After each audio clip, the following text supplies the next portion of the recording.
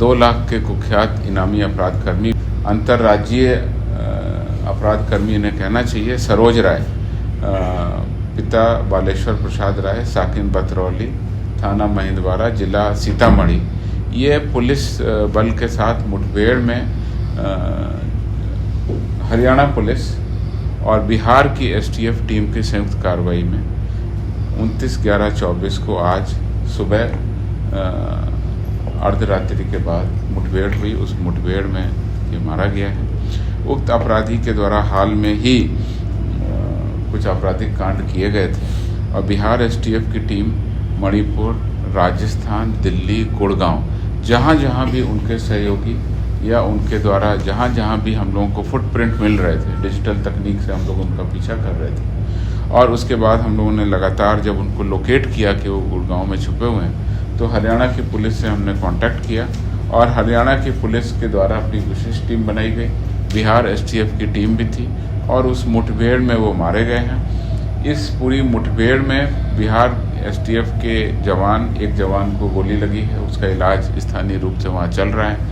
एक और हमारे पदाधिकारी थे, उनकी जान बच गई क्योंकि उन्होंने बुलेट प्रूफ जैकेट पहना हुआ था, अन्यथा उनकी गोली उनको लगती तो उससे हादसा हो सकता था। तो हमारे जवान पूरी तैयारी में थे, पूरे मनोबल के साथ में थे, लगातार मॉनिटरिंग की जा रही थी और उसमें ये अपराधी जो है ये मारा गया। इस अपराधी पर सीतामढ़ी, मुजफ्फरपुर, झारखंड के जमशेदपुर के कई थानों में 33 से अधिक गंभीर कांड दर्ज हैं, जिसमें हत्या, लूट, डकैती, रंगदारी के लिए हत्या, आर्म्स एक्ट जैसे गंभीर कांड शामिल हैं। इस पे 2 लाख रुपए का इनाम भी घोषित किया गया था। गुड़गांव।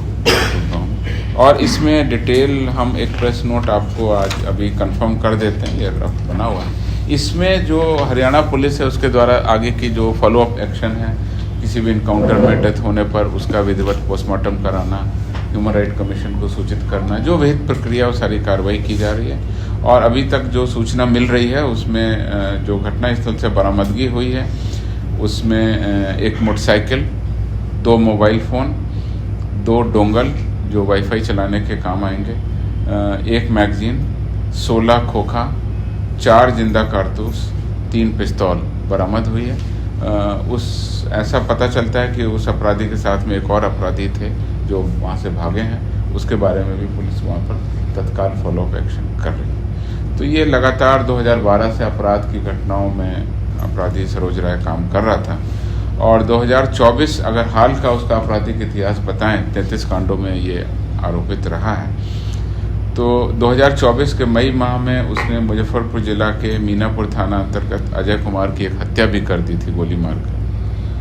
और जून माह में सीतामढ़ी जिला के महिंदवाड़ा में राजेश कुमार शाह की रंगदारी के लिए गोली मारकर हत्या कर दी गई थी। 24 के अगस्त माह में सीतामढ़ी जिला के महिंदवाड़ा में पुनपुन पासवान से 10 लाख रुपए, डुमरा थाना अंतर्गत धीरेन्द्र कुमार से 5 लाख रुपए और अक्टूबर में ही रुन्नी सैदपुर थाना अंतर्गत रुन्नी सैदपुर के वर्तमान विधायक पंकज मिश्रा जी के निजी सहायक मनीष कुमार से रंगदारी की मांग की गई थी तथा रंगदारी नहीं देने पर हत्या की धमकी दी गई थी। इस प्रकार से इस अपराधी को हमने अपने टारगेट पे लिया और लगातार एसटीएफ ने जो कार्रवाई की, कई राज्यों में हमने भ्रमण किया और कई राज्यों में इसको हमने फॉलोअप लिया। लास्ट में जब जीरो इन हुआ तो ये घटना हुई है और इस पूरी घटना के बाद बिहार पुलिस आगे भी कार्रवाई कर रही है। और इस प्रेस कॉन्फ्रेंस के माध्यम से मैं मीडिया को बताना चाहता हूं कि अपराध के विरुद्ध हमारा जीरो टॉलरेंस रहा है।